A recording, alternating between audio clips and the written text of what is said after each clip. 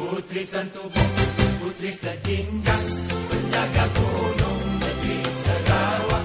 Manisnya si ada dapat dilawan, anak kat dewa turun dayana. Oh,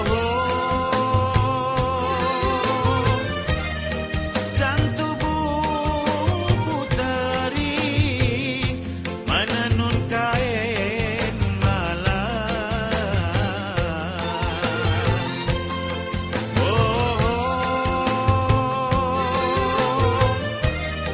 Sejinjang puteri menumbuk padi siang. Suatu harinya dua kelak